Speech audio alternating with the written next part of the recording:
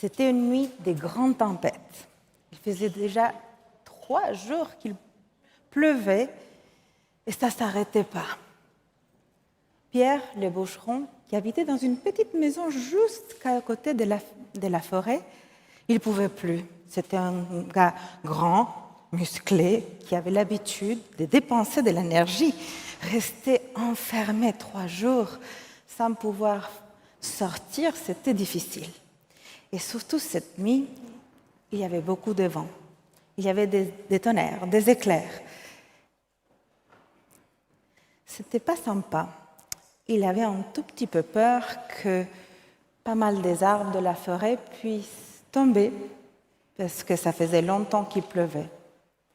Et tout d'un coup, un grand bruit arrive et après, la terre a commencé à trembler.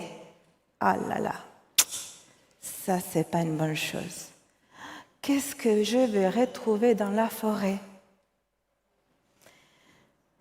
Après la tempête, il a pu sortir. Il a dit, bon, je vais aller voir. Et j'irai surtout dans la partie plus ancienne, où il y a les arbres les plus anciens. C'était des arbres centenaires. Mais la tempête a été très forte, donc je vais contrôler quand même. Il s'approche et tout d'un coup, un des plus anciens arbres, il était tombé. Mais pas seulement il était tombé, sinon il semblait être vraiment arraché de la terre. Il avait toutes les branches, toutes les racines qui étaient dehors. Quelle tristesse! Bon, on va devoir faire quelque chose, on ne peut pas les laisser comme ça. Donc, il a appelé ses amis parce que c'était quand même un grand arbre. Ils ont coupé, ils ont scié, ils ont utilisé la plupart de cet arbre. Mais les racines, qu'est-ce qu'on peut faire avec ça? Je ne sais pas. Mais écoutez, vous m'aidez, on va l'amener à la maison. Donc, il l'a amené à la maison, il l'a mis dans son jardin, il l'a laissé là, en train de réfléchir qu'est-ce qu'il pouvait faire. Mais le temps est passé. Il y a eu de nouvelles pluies, il y a eu du soleil, et l'arbre, il a resté là, cette petite bout de racine sans forme. Il ne savait pas quoi faire. C'est un bout de bois tout à fait inutile. Qu'est-ce que je vais faire avec ça? Mais un jour, un monsieur qui passait par là a vu ce bout de bois. Il a regardé, il a tourné tout autour, il a vu, qu'est-ce que c'est ça? Ah là là, je ne sais pas. Donc, je vais aller voir et je vais demander au bûcheron si peut-être je peux le regarder un peu plus de près et s'il est d'accord de me le vendre.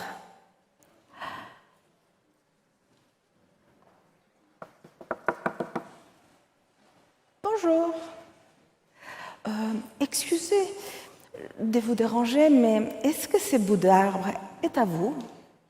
Ouf, oui, ça fait longtemps, je ne sais pas quoi faire avec. Est-ce que ça vous dérange? Je voudrais bien l'acheter, est-ce que vous serez d'accord? En fait, non. Vous savez, il me dérange vraiment. Je voudrais utiliser la place. Je vous les donne, je vous l'offre. Vous pouvez les prendre. Le monsieur était super content. Vous êtes sûr? Vous êtes sûr que vous voulez me l'offrir? Mais c'est une grande pièce. Bon, ça ne sert à rien, il est moche, je ne peux rien faire avec. D'accord. Il a amené des amis pour pouvoir le porter parce que c'était grand. Il l'a amené dans son atelier, puisque lui, il était un sculpteur. Il a tourné, il a regardé, il a pris ses outils, il a enlevé une partie par-ci, une partie par-ça. Il a plié un tout petit peu la surface. Et au fur et à mesure que le temps passait, cette petite bout d'arbre qui ne semblait à rien, que personne ne donnait rien pour lui, s'est transformé en magnifique œuvre d'art qui était vendue avec un grand prix. Personne ne donnait rien, mais dans les mains de ces sculpteurs, ça a transformé en magnifique œuvre d'art. Vous savez, des fois on oublie qu'on est comme ce petit bout d'arbre, que des fois il nous regarde, nous dit oh, quel sale caractère cette petite. Ouf, ouf, on ne pourra rien faire avec cette personne, il ne sert à rien. Mais dans les mains de notre Père, on est comme des petits bois qu'on peut se transformer dans une magnifique œuvre d'art. Alors je vous invite à prier avec moi.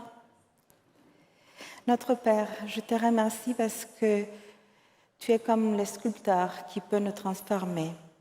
Seigneur, aide-nous à te donner notre vie pour que tu puisses vraiment la transformer à ton image.